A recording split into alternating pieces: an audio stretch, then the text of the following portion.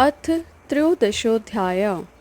सदाचार, शोचाचार, स्नान, भस्म धारण, संध्या वंदन, प्रणव जप, गायत्री जप, दान, न्यायता, धनोपार्जन तथा अग्निहोत्र आदि की विधि एवं उनकी महिमा का वर्णन। ऋषिगण बोले, हे सूत जी, अब आप शीघ्र ही हमें वह सदाचार सुनाइए जिससे विद्वान पुरुष पुण्य लोकों पर विजय प्राप्त कर लेता है। स्वर्ग प्रदान करने वाले धर्ममय आचरों तथा नरक का कष्ट देने वाले अधर्ममय आचरों का भी वर्णन कीजिए।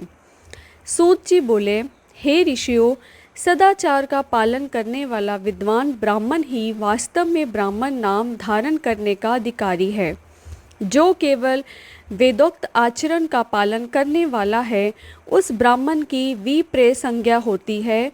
सदाचार, वेदाचार तथा विद्या, इनमें से एक एक गुण से ही युक्त होने पर उसे द्विज कहते हैं। जिसमें स्वल्प मात्रा में ही आचार का पालन देखा जाता है, जिसने वेदाध्यान भी बहुत कम किया है, तथा जो राजा का सेवक, पुरोहित, मंत्री आदि है, उसे क्षत्रिय ब्राह्मण कहते हैं। जो ब्राह्मण कृषि तथा वाणिज्य कर्म करने वाला है और कुछ कुछ ब्राह्मणोचित आचार का भी पालन करता है, वह वैश्य ब्राह्मण है। तथा जो स्वयं ही खेत जोतता, हल चलाता है, उसे शूद्र ब्राह्मण कहा गया है। जो दूसरों के दोष रख देखने वाला और परद्रोही है, उसे चांडाल द्विज कहते हैं। इसी तरह क्षत्रियों में भी जो पृथ्वी का पालन करता है, वह राजा है। दूसरे लोग राज तत्वहीन क्षत्रिय माने गए हैं।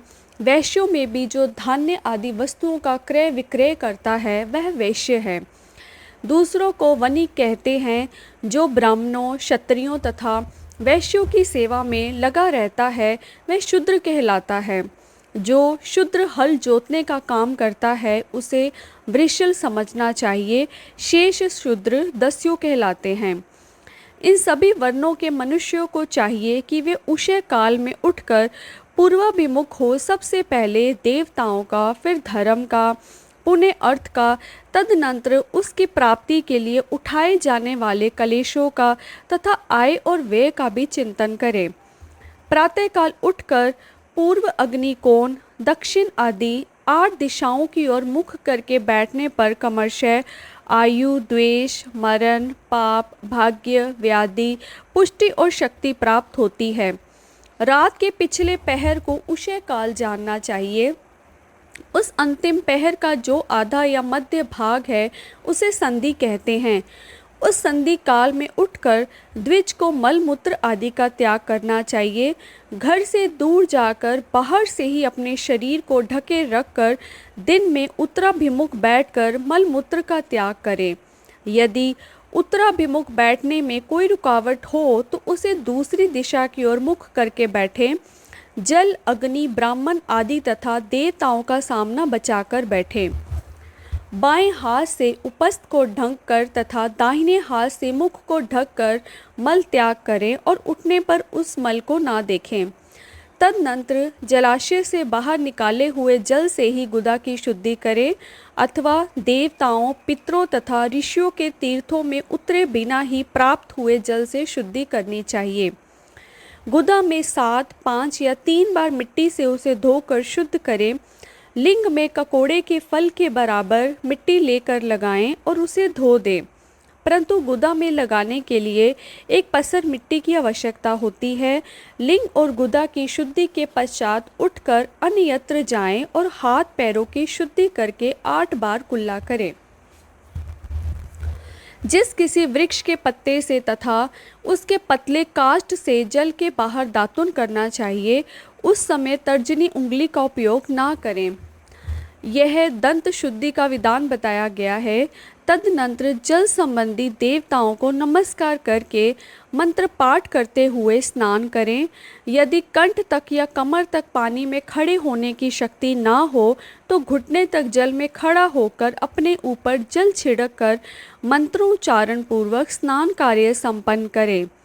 विद्वान पुरुष को चाहिए कि वहाँ तीर्थ जल से देवता आदि का स्नानंग तर्पण भी करें। इसके बाद धोत वस्त्र लेकर 5 कच करके उसे धारण करें। साथ ही कोई उत्तरीय भी धारण कर ले, क्योंकि संध्या वंदन आदि सभी कर्मों में उसकी आवश्यकता होती है। नदी आदि तीर्थों में स्नान करने पर स्नान संबंधी उतारे हुए वस्त्र को वहां न धोएं। स्नान के पश्चात विद्वान पुरुष उस वस्त्र को बावड़ी में, कुएं के पास अथवा घर आदि में ले जाएं और वहां पत्थर पर, लकड़ी आदि पर जल में तथा स्थल में अच्छी तरह धोकर उस वस्त्र को निचोड़ें। हे द्विजो, वस्त्र को निचोड़ने से जो जल गिरता है वह पितरों की तृप्ति के लिए होता है। इसके बाद जाबाली उपनिषद में बताए गए अग्नि रीति मंत्र से भस्म लेकर उसके द्वारा त्रिपुंड्र लगाएं। इस विधि का पालन ना किया जाए, इसके पूर्व ही यदि जल में भस्म गिर जाए तो कर्ता नरक में जाता है। आपो ही शठा इस मंत्र से पाप शांति के लिए सर पर जल छिड़कें तथा यस्य शयाय इस मंत्र को पढ़कर पैर पर जल छिड़कें। इसे संधि प्रोक्षण कहते हैं। आपो ही शठा इत्यादि मंत्र में 3 ऋचाएँ हैं और प्रत्येक ऋचा में गायत्री छंद के 3-3 चरण हैं। इनमें से प्रथम ऋचा के 3 चरणों का पाठ करते हुए कमरशय, पैर, मस्तक और हृदय में जल छिड़क के दूसरी ऋचा के 3 चरणों को पढ़कर कमरशय, मस्तक, हृदय और पैर में जल छिड़कें तथा तीसरी ऋचा के 3 चरणों का पाठ करते हुए कमरशय, हृदय, पैर और मस्तक का जल से प्रोक्षण करें। इसे विद्वान पुरुष मंत्र स्नान मानते हैं। किसी अपवित्र वस्तु से किंचित स्पर्श हो जाने पर अपना स्वास्थ्य ठीक ना रहने पर, राजभय या राष्ट्र भय उपस्थित होने पर तथा यात्रा काल में जल की उपलब्धि ना होने की विवशता आ जाने पर मंत्र स्नान करना चाहिए। प्रातःकाल सूर्यशच माँ मनुष्यच इस सूर्यानुवाक से तथा सायंकाल अग्निशच माँ मनुष्यच इस अग्नि संबंधी अनुवाक से जल का आचमन करके पुनः जल से अपने अंगों का प्रोक्षण करें। मध्याह्न काल में भी आपय पुनन्तु इस मंत्र से आचमन करके पूर्ववत प्रोक्षण करना चाहिए। प्रातःकाल की संध्योपासना में गायत्री मंत्र का जप करके 3 बार ऊपर की ओर सूर्य देव को अग्र देना चाहिए। हे ब्राह्मणों, मध्याह्न काल में गायत्री मंत्र के उच्चारण पूर्वक सूर्य को एक ही अर्घ देना चाहिए। फिर सायंकाल आने पर पश्चिम की ओर मुख करके बैठ जाएं और पृथ्वी पर ही सूर्य के लिए अर्घ दें, ऊपर की ओर नहीं। प्रातःकाल और मध्याह्न काल के समय अंजलि में अर्घ जल लेकर उंगलियों की ओर से सूर्य देव के लिए अर्घ दें। उंगलियों के छिद्र से ढलते हुए सूर्य को देखें तथा उनके लिए आत्म प्रदक्षिणा करके शुद्ध आचमन करें। सायंकाल में सूर्योस्त से 2 घड़ी पहले की हुई संध्या निष्फल होती है, क्योंकि वह साय संध्या का समय नहीं है। ठीक समय पर संध्या करनी चाहिए, ऐसी शास्त्र की आज्ञा है। यदि संध्योपासना किए बिना दिन बीत जाए तो प्रत्येक समय के लिए क्रमशः प्रायश्चित करना चाहिए। यदि एक दिन बीते तो प्रत्येक बीते हुए संध्या काल के लिए नित्य नियम के अतिरिक्त 100 गायत्री मंत्र का अधिक जाप करें। यदि नित्य कर्म के लुप्त हुए 10 दिन से अधिक बीत जाए तो उसके प्रायश्चित रूप में 1 लाख गायत्री मंत्र का जप करना चाहिए। यदि 1 मास तक नित्य कर्म छूट जाए तो पुनः अपना उपनयन संस्कार कराएं। अर्थ सिद्धि के लिए ईश, गौरी, कार्तिकेय, विष्णु, ब्रह्मा, चंद्रमा और यम का तथा ऐसे ही अन्य देवताओं का भी शुद्ध जल से तर्पण करें। तत्पश्चात तर्पण कर्म को ब्राह्मणपन के करके शुद्ध आचमन करें। तीर्थ के दक्षिण भाग में प्रशस्त मठ में, मंत्रालय में, देवालय में, घर में तथा अन्य किसी नियत स्थान में आसन पर स्थिरतापूर्वक बैठकर विद्वान पुरुष अपनी बुद्धि को स्थिर करें और संपूर्ण देवताओं को नमस्कार करके पहले प्रणव का जप करने के पश्चात गायत्री मंत्र की आवृत्ति करें। प्रणव के अ, उ, म इन तीनों अक्षरों से जीव और ब्रह्मा की एकता का प्रतिपादन होता है। इस बात को जानकर प्रणव का जप करना चाहिए। जप काल में ये भावना करनी चाहिए कि हम तीनों लोकों की सृष्टि करने वाले ब्रह्मा, पालन करने वाले विष्णु तथा संहार करने वाले रुद्र की जो स्वयं प्रकाश चिन्मय है उपासना करते हैं।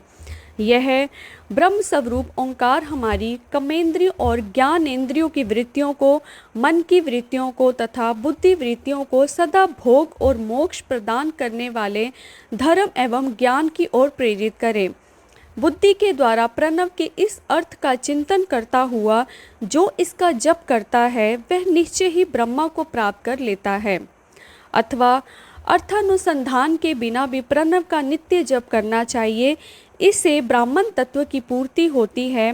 ब्राह्मण तत्व की पूर्ति के लिए श्रेष्ठ ब्राह्मण को प्रतिदिन प्रातःकाल 1 सहस्त्र गायत्री मंत्र का जप करना चाहिए। मध्य काल में 100 बार और सायंकाल में 28 बार जप की विधि है। अन्य वर्ण के लोगों को अर्थात क्षत्रिय और वैश्य को तीनों संध्याओं के समय यथासाध्य गायत्री जप करना चाहिए। शरीर के भीतर मूलाधार, स्वादिष्ठान, मणिपुर, अनाहत, आज्ञा और सहस्त्रार ये 6 चक्र हैं। इनमें मूलाधार से लेकर सहस्त्रार तक 6 स्थानों में क्रमशः विदेश्वर, ब्रह्मा, विष्णु, ईश, जीवात्मा और परमेश्वर स्थित है। इन सब में ब्रह्मा बुद्धि करके इनकी एकता का निश्चय करें और वह ब्रह्मा में हूँ ऐसी भावना से युक्त होकर जप करें। उन्हीं विदेश्वर आदि की ब्रह्मरंध्र आदि में तथा इस शरीर से बाहर भी भावना करें।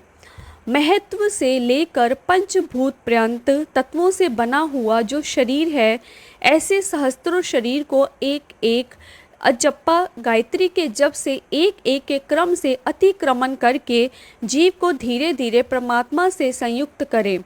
यह जप का तत्व बताया गया है। 100 अथवा 28 मंत्रों के जप से उतने ही शरीरों का अतिक्रमण होता है। इस प्रकार जो मंत्रों का जप है इसी को आदि क्रम से वास्तविक जप जानना चाहिए। 1000 बार किया हुआ जप ब्रह्मा लोक प्रदान करने वाला होता है, ऐसा जानना चाहिए। 100 बार किया हुआ जप इंद्र पद की प्राप्ति कराने वाला मान्य गया है। ब्राह्मणेतर पुरुष आत्मरक्षा के लिए जो स्वल्प मात्रा में जप करता है वह ब्राह्मण के कुल में जन्म लेता है। इस प्रकार प्रतिदिन सूर्योपस्थान करके उपयुक्त रूप से जप का अनुष्ठान करना चाहिए। 12 लाख गायत्री का जप करने वाला पुरुष पूर्ण रूप से ब्राह्मण कहा गया है। जिस ब्राह्मण ने 1 लाख गायत्री का भी जप ना किया हो उसे वैदिक कार्य में ना लगाएं। 70 वर्ष की अवस्था तक नियम पालन पूर्वक कार्य करें। इसके बाद गृह त्याग कर संन्यास ले लें। परिवारजक या सन्यासी पुरुष नित्य प्रातःकाल 12,000 प्रणव का जप करें।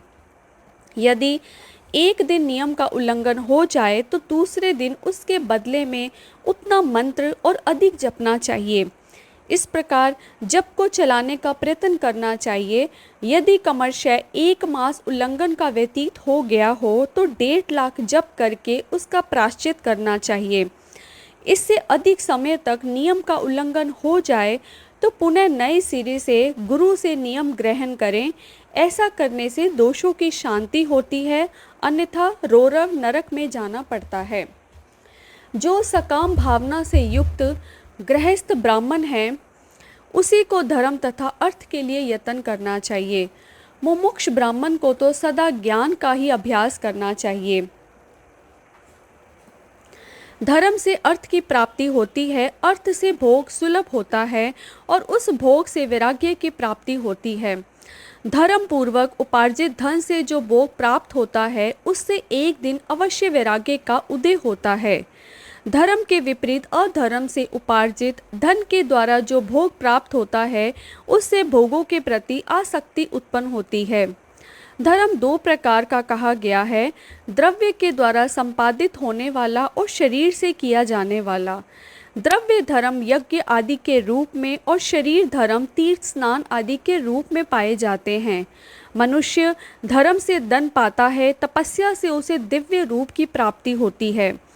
कामनाओं का त्याग करने वाले पुरुष के अंतःकरण की शुद्धि होती है, उस शुद्धि से ज्ञान का उदय होता है, इसमें संशय नहीं है।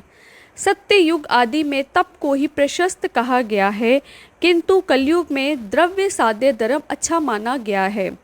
सत्य युग में ध्यान से, त्रेता में तपस्या से और द्वापर में यज्ञ करने से ज्ञान की सिद्धि होती है, परंतु कलयुग में प्रतिमा भगव द्विग्रह की पूजा से ज्ञान लाभ प्राप्त होता है।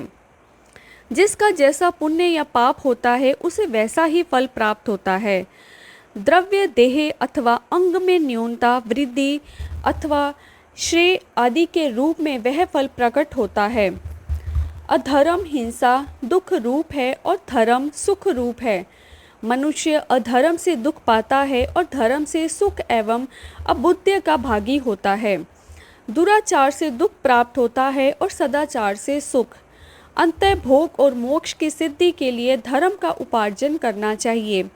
जिसके घर में कम से कम 4 मनुष्य हैं, ऐसे कुटुंबी ब्राह्मण को जो 100 वर्ष के लिए जीवन निर्वाह की सामग्री देता है, उसके लिए वह दान ब्रह्मलोक की प्राप्ति कराने वाला होता है। 1000 चांद्रायन व्रत का अनुष्ठान ब्रह्मलोकदायक माना गया है। जो क्षत्रिय 1000 कुटुंबों को जीविका और आवास देता है, उसका वह कर्म इंद्रलोक की प्राप्ति कराने वाला होता है और 10,000 कुटुंबों को दिया हुआ आश्रय दान ब्रह्मलोक प्रदान करता है। दाता पुरुष जिस देवता के उद्देश्य से दान करता है, अर्थात वह दान के द्वारा जिस देवता को प्रसन्न करना चाहता है, उसी का लोक उसे प्राप्त होता है। ऐसा वेद वेत्ता पुरुष कहते हैं। धनहीन पुरुष सदा तपस्या का उपार्जन करें, क्योंकि तपस्या और तीर्थ सेवन से अक्षय सुख पाकर मनुष्य उसका उपभोग करता है। अब मैं न्यायता धन के उपार्जन की विधि बता रहा हूँ। ब्राह्मण को चाहिए कि वह सदा सावधान रहकर विशुद्ध प्रतिग्रह, दान ग्रहण अथवा यज्ञ कराने आदि से धन का अर्जन करे। वह इसके लिए कहीं दीनता ना दिखाएं और ना अत्यंत क्लेशदायक कर्म ही करें। क्षत्रिय बाहुबल से धन का उपार्जन करें और वैश्य कृषि एवं गो रक्षा से न्यायोपार्जित धन का दान करने से दाता को ज्ञान की सिद्धि होती है। ज्ञान सिद्धि द्वारा सब पुरुषों को गुरु कृपा से मोक्ष सिद्धि सुलभ होती है। मोक्ष से स्वरूप की सिद्धि, ब्रह्म रूप से स्थिति प्राप्त होती है, जिससे मुक्त पुरुष परमानंद का अनुभव करता है। हे द्विजो, मनुष्य को यह सब सत्संग से प्राप्त है। गृहस्थ श्रमी को धन धान्य आदि सभी वस्तुओं का दान करना चाहिए। अपना हित चाहने वाले गृहस्थ को जिस काल में जो फल अथवा धन आदि वस्तुएं उत्पन्न होती हैं, उन्हें ब्राह्मणों को दान करना चाहिए। वह तृषा निवृत्ति के लिए, जल तथा शुद्ध रूपी रोग की शांति के लिए सदा अन्न का दान करें। खेत, धान्य, कच्चा अन्न तथा भक्ष्य, भोज्य और चैष्य, ये 4 प्रकार के सिद्ध अन्न दान देने चाहिए। जिसके अन्न को खाकर मनुष्य जब तक कथा श्रवण आदि सधर्म का पालन करता है, उतने समय तक उसके लिए किए हुए पुण्य फल का आधा भाग दाता को मिल जाता है, इसमें संशय नहीं है। दान लेने वाला पुरुष दान में प्राप्त की हुई वस्तु का दान तथा तपस्या करके अपने प्रतिग्रह जनित पाप की शुद्धि करके, अन्यथा उसे रौरव नरक में गिरना पड़ता है। अपने धन के 3 भाग करें। 1 भाग धर्म के लिए, दूसरा भाग वृद्धि के लिए तथा तीसरा भाग अपने उपभोग के लिए। नित्य, नैमित्तिक और काम्य, ये तीनों प्रकार के कर्म धर्मार्थ रखे हुए धन से करें।